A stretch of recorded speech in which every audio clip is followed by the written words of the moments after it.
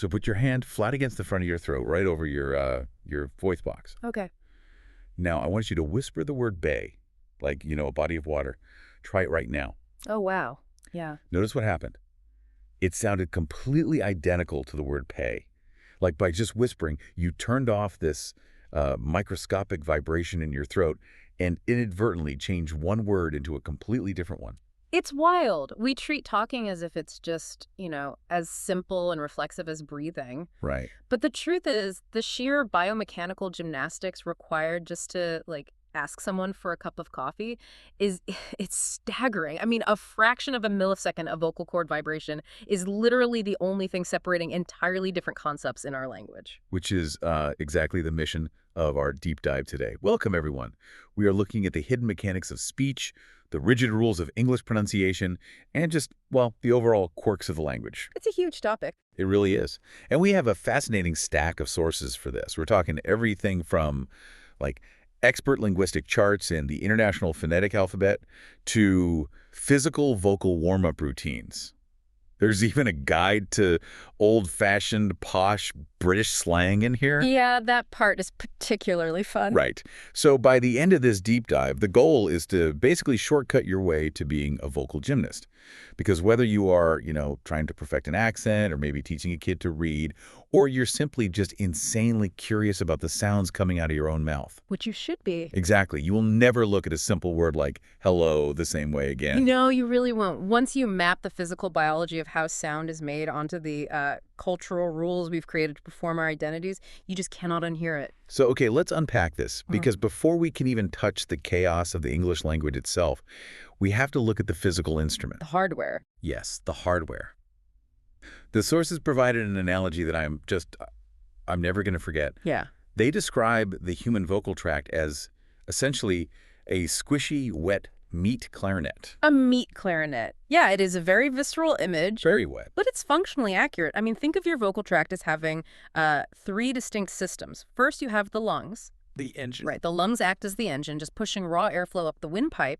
And then that air hits the vocal folds, the glottis, which vibrate to create this raw buzzing sound. Okay. And finally, that vibrating air travels into the mouth and the nasal cavity, and those cavities are the shapers. They mold that raw buzz into specific, recognizable foams. So if the lungs are the engine driving the airflow, we must constantly be, interrupting that flow to create distinct words, right? Because we can't just emit one long, continuous vowel sound. Exactly. And that continuous interruption is the exact definition of a consonant. Oh, interesting. So consonants are essentially the brakes? Yes. Consonants are formed by restricting or blocking or creating friction against that airflow.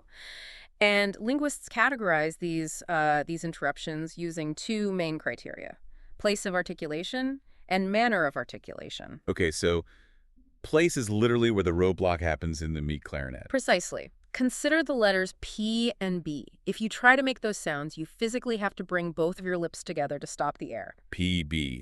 Yeah, you can't do it with your mouth open. Right. Linguists call that a bilabial sound. It is a physical impossibility to produce a P without your lips touching. And the sources also detail alveolar sounds, which happen on what they delightfully call the pizza ridge. Ah, It's yeah. just that hard, textured little bump right behind your upper front teeth where you always seem to burn your mouth on hot pizza cheese. The alveolar ridge, yes. That is the exact landing pad for your tongue when you make T and D sounds, so that covers the place. Now, the manner of articulation is how you restrict the air. So a plosive is a complete blockade of air that is then suddenly allowed to rupture. So your P, B, T, D, K, and G, those are all plosives. So a plosive is quite literally a tiny explosion inside your mouth. That sudden burst is exactly what defines them. Alternatively, if you bring your articulators very close together without fully touching, you force the air through this tight, narrow gap. Right. And that creates continuous friction, which we call a fricative. F, V, S, and Z operate this way. The air just keeps flowing, but it's being squeezed. And this brings us right back to that whispering trick from the intro, the whole concept of voicing. Yes, the switch. Right. So if you place your hand on your throat again and make a continuous S, you feel absolutely nothing on your throat. It's literally just air rushing through the teeth. Nothing at all. But if you hold that exact same mouth position and switch to a Z sound, suddenly your throat is buzzing heavily. Right, because the physical setup of your tongue and teeth for an S and a Z is completely identical. The entire distinction relies entirely on whether you engage your vocal cords or not. Z is a voiced consonant. S is unvoiced. And the same applies to F and V, right? Exactly. F produces no buzz, while V actively turns on the vocal cords. It is literally flipping a biological switch. That's why whispering the word bay turns off the vocal cords, which strips the voicing away from the B. And it instantly turns it into the unvoiced P. It becomes pay. It's crazy. It just really highlights the extreme precision of this machinery. Like, this is why professional speakers and actors have to physically warm up their vocal tracts before performing, just like an athlete stretching before a sprint. Oh, absolutely. The muscles need to be primed. And the sources detail some pretty intense routines for this, like massaging the jaw hinge to release tension, or performing lip trills, which is basically just blowing very sophisticated raspberries, to stimulate blood flow. Yes, actors do that constantly backstage. There's even a routine where you forcefully use your tongue to, like, clean the front of your teeth with your mouth closed, specifically to build tongue muscle control. It's a workout. It builds the fine motor skills you need for rapid articulation. And that includes targeted phonetic workouts, too. Like, those tongue twisters aren't just parlor tricks.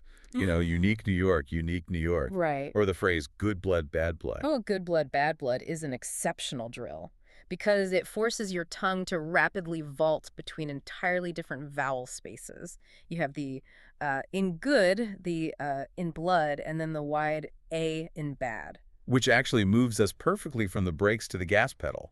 Because if consonants are the roadblocks, vowels are the open highway. Very true. The vocal tract is completely unobstructed. But this open space is where the mechanics of language become just, like, incredibly complicated. So Yeah, because a lot of language learners, and frankly native speakers, we operate under this assumption that a word like sit is just a shorter time duration of the word seat. Look, we're taught with those hand motions in kindergarten, right? Long vowels, short vowels. Right, biting the apple for A or whatever. But what's fascinating here is that that is a pervasive myth. It often stems from how poorly phonetics are taught early on. Really? Yeah. The difference between sit and seat has absolutely nothing to do with time or duration. They represent entirely different physical geographies inside your mouth. I mean, I can feel a shift when I say them back to back, but what is actually happening mechanically there? Okay, so linguists map the empty space inside your mouth using what's called the vowel trapezoid. Sounds like a sci-fi device. It kind of looks like one on paper, but vowels are basically plotted on 3 axes. Height, meaning how open or closed is your jaw. Backness, is your tongue pushed against the front teeth or pulled back toward the throat. And roundness, are your lips stretched sideways or pushed forward into a circle? Okay, so applying those axes to seat versus sit. Right. So the vowel in seat is what we call a tense vowel. Your tongue is pushed to the highest and furthest front position it can possibly go, and your lips are pulled into a tight smile. Seat. Seat. Yeah, it feels tight. Exactly. Now, the vowel in sit is a lax vowel. Yeah. Your jaw drops just a millimeter, your tongue relaxes down and back a bit, and your lips neutralize sit. Sit. You could hold that lax sound for a full minute seat and it will never magically turn into seat because your tongue is parked in the wrong location. Wow. Okay, so those are monophthongs, right? Representing a single stationary tongue position. Right. But the sources also cover diphthongs, where the vowel actually becomes dynamic. Yes. Diphthongs shove 2 distinct vowel targets into a single syllable, so your mouth physically moves during the sound. The word bike is a really great example of that because you don't just open your mouth and freeze. You start wide open with an ah sound, and then your jaw closes and your tongue pushes up to an e sound. Bye. Exactly. Or the word boy. Oy. You can literally feel your lips sliding from a round circle into a tight smile. Right, and this specific complexity is why English is notoriously difficult for non-native speakers, isn't it? It's a huge hurdle. A language like Spanish features a highly symmetrical system of exactly 5 vowel sounds. A, E, I, O, U. They are consistent, pure monophthongs. Just 5. But English, depending on the regional dialect, operates with anywhere from 14 to 20 distinct vowel sounds. Which is, think about that. If your native language only requires you to navigate 5 distinct positions in the mouth, and suddenly English demands you find 15 new hidden coordinates in between the ones you already know, you are asking the tongue to perform entirely new muscle memory. So wait, why are we stuck with only 5 vowel letters in the English alphabet? to represent up to 20 sounds. I mean, I love the analogy from the sources. It's like having a 20-piece orchestra forced to share only 5 microphones. How did we design such a flawed system? Well, the funny thing is we didn't design it this way. We outgrew it. What do you mean? The spelling system is essentially a historical artifact. When the printing press arrived in England in the 15th century, it basically froze the spelling of words on the page. But spoken language didn't stop evolving. Ah, English went through what linguists call the Great Vowel Shift, where the pronunciation of almost all our long vowels changed dramatically. The spelling stayed exactly the same, but our mouths moved on. and the letter A is like the ultimate casualty of this, right? The sources show it has at least 7 completely different pronunciations today. Oh, easily. Like you have the short A in cat, Yep. the diphthong in rare, the wide open ah in father, Right. the rounded aw in call, the hard I in pay, the short I sound in the word private, and the soft ah in about. That is 7 completely different sounds from one single symbol. And that's not even counting the bizarre exceptions like any, which sounds like an E, or what, which sounds like a U. Right. How do linguists even survive this chaos? Well, they realized early on that the Roman alphabet is simply unequipped for the phonetic reality of English, which is why linguists in the late 1800s developed a scientific solution, the International Phonetic Alphabet, or the IPA. Yes, the IPA. And the core rule of the IPA is absolute one-to-one correspondence, right? Exactly. One symbol represents one specific sound that a human mouth can make, completely stripping away the chaos of historical spelling. It allows us to study sound visually. And looking at the IPA chart in the sources, I mean, consonant section is fairly intuitive. A lowercase p represents a P sound, but the vowel section looks like alien geometry. It can be intimidating, yeah. Like there's a symbol called the ash, which looks like a lowercase a and E physically smashed together. Yeah. A. And it represents that very specific low front vowel sound in words like bat. Right, because those unique symbols are necessary to capture realities our alphabet just ignores. Take the engma, for example. It looks like a lowercase with the long, curvy tail of a G dangling off the bottom. Yeah, I saw that. I always just assumed words like sing or king were simply an N sound followed by a G sound. And that is the illusion of spelling. You don't actually say singu. The engma represents a singular, unique consonant event. Wait, really? Yes. You press the back of your tongue against your soft palate to block the mouth, and you push the vibrating air up through your nose. It's one sound. The IPA forces us to separate how a word is spelled from what our articulators are actually doing. Okay, another symbol that perfectly illustrates this is the glottal stop. Oh, yes. It looks like a capitalized question mark without the dot at the bottom. Yeah. And it doesn't even really represent a sound. It represents a violent, sudden halting of sound. It is a complete blockage of air deep in the throat, right at the vocal folds. Which you feel in the dead space in the middle of uh-oh, Right. that hard catch in the throat. Yeah. And the sources point out that certain dialects, like the Cockney accent in London, use the glottal stop to completely replace the letter T in the middle of word. Yes, famously. So Harry Potter becomes Airy Poer. They simply slam the glottis shut right where the alveolar plosive should be. And the IPA also allows linguists to perfectly map regional vowel shifts, too, like the cot-cot merger in American English. Oh, right. The sources map this out geographically, which is so cool. Like, if you are on the east coast of the U.S., the word for a small camp bed, C-O-T, and the past tense of catch, C-A-U-G-H-T, utilize 2 entirely different vowels. Very distinctly different. Yeah, coda uses an unrounded open vowel. Cod uses a rounded, slightly higher vowel with the lips pushed forward. But if you go to the West Coast, those 2 words are perfect homophones. A West Coast speaker uses the exact same unrounded vowel for both, cot and cot. They sound identical. Exactly. And the IPA visually charts exactly where that geographic shift occurs on the vowel trapezoid. Okay, so amidst this massive chart of, 44 English sounds and all these subtle geographical shifts, there's one undisputed king of the language. Ah. A single sound that dominates the entire map of the mouth, the schwa. Yes. Represented in the IPA by what looks like an upside-down lowercase e. Right. The schwa is like the ultimate biological shortcut. I feel like it's the couch potato of the phonetic alphabet. Because to produce it, you are required to put in 0 effort. None at all. The lips are relaxed, the tongue is flat, and the dead center of the mouth, the jaw is totally neutral. It's just a lazy, exhaled, sound. Well, I wouldn't say lazy because calling it lazy ignores its mechanical purpose. Yeah. If we connect this to the bigger picture, the schwa is highly efficient. It is the most common sound in the language because English operates as a stress-timed language. Meaning a rhythm of English relies on bouncing between heavy punched syllables and light rushed syllables. Exactly. If we fully articulated every single vowel in every single word, conversational speech would sound incredibly robotic. Right. To achieve that natural bouncing rhythm, we drain the energy out of the unimportant syllables. When a vowel loses its energy, the tongue just naturally returns to its neutral resting position. The vowel collapses into a schwa. The word banana illustrates this perfectly. I mean, it is spelled with 3 identical A's, but we don't pronounce it banana. No, that requires way too much muscular effort. We only stress the middle syllable. The first and last syllables completely deflate into schwas. Banana? Yep. And even structural words like the or to get reduced in natural speech. We don't say, I am going to the store. We say, I'm going to soar. To the store. Yeah. That zero-effort central vowel is basically the glue holding conversational English together. Okay, but if the schwa is the great equalizer of casual, efficient speech, what does it signal when someone actively refuses to use it? That is where it gets sociologically fascinating. Because the sources feature this amazing guide to old-fashioned, posh British English from the era of the British Empire. And a posh, aristocratic speaker does not use a lazy, schwa-filled greeting. They stand up straight, perfectly articulate every single vowel, and ask, how do you do? Right.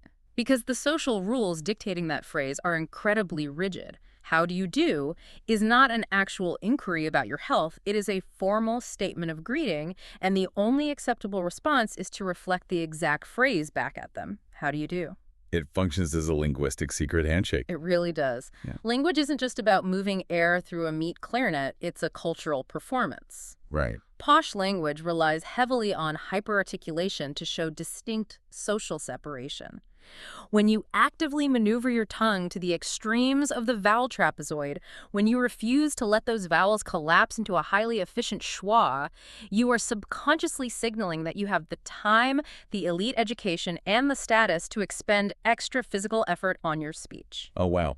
And they back this up with incredibly theatrical, emphatic vocabulary, too. Like, a posh speaker doesn't describe a party as just good. They showcase their articulation with words like smiffing or stupendous. Yes. And if the party was bad, it was ghastly or frightful. Oh, I love ghastly. These words demand crisp plosives and fully realized fricatives. The vocabulary serves as a literal phonetic showcase. And the greetings and goodbyes operate the exact same way. Toodle pip, cheerio, or, raising a glass with a crisp chin-chin. And the terms of endearment like old chap or old chum or my dear, they establish a very specific type of clubby, exclusive intimacy that maintains that social barrier. Even their swearing is polite but incredibly dramatic. Ooh, bugger or fiddlesticks, crumbs. And the source provided this amazing dramatic scenario of an aristocrat discovering their butler doing something mundane but totally unexpected. Oh, the bridge example. Yes. If Jeeves is suddenly standing out on a bridge, the posh reaction demands maximum phonetic drama. Upon my word, Jeeves is on the bridge. Or, if it's perceived as a tragedy, God forbid, Jeeves is on the bridge. It's so dramatic, but it proves that our vocal tract isn't just transmitting raw data. We are utilizing the mechanics of our mouth to perform our class, our identity, and our worldview. Every tense vowel and perfectly executed close of in, upon my word, is a calculated social signal. It really is. Right. So, we have journeyed from massaging our jaw hinges to warm up the meat clarinet. Yeah. We've mapped out the hidden coordinates of the vowel trapezoid, uncovered why the printing press doomed English spelling, bowed down to the structural efficiency of the schwa, and learned how to manipulate our articulators to sound like an aristocratic butler. Well, there is one final mind-bending concept from the research that completely subverts everything we've discussed so far. Oh. Yeah, because we've spent this entire time analyzing how we push air through the throat and shape it with the tongue and lips. Right. Articulatory phonetics. But what happens when you remove the vocal tract entirely? Wait, what do you mean? Sign languages. They are not pantomime. They are fully realized natural languages with their own complex phonetics. But instead of lungs and a tongue, they utilize different articulators entirely. The hands and the face. Exactly. In sign language phonetics, a sign is constructed using 5 distinct parameters. Hand shape meaning how your fingers are configured, which essentially acts as the place of articulation. Movement, the path the hand takes through the air, acting as the manner of articulation. location where on the body the sign is made, palm orientation, and finally facial expression, which dictates the intonation and grammar. So the entire complex phonetic structure remains completely intact. It just transfers from the mouth to the hands. Yes, it reveals a profound truth about human biology. The human brain is inherently hardwired for the deep, complex structure of language. It demands to organize expression into phonetic building blocks, and it will execute that structural drive whether you are pushing air through your throat or moving your hands through the three-dimensional space in front of you. That is incredible. So the next time you casually ask someone for a cup of coffee or you fire off a quick hello, remember the mechanics behind it. You aren't just making noise. You are executing a flawlessly choreographed physical workout using hardware and software that has taken millions of years to perfect. Keep listening closely to the world around you and really pay attention to the invisible architecture coming out of your own mouth. Absolutely. Thanks for joining us on this deep dive. We'll catch you next time.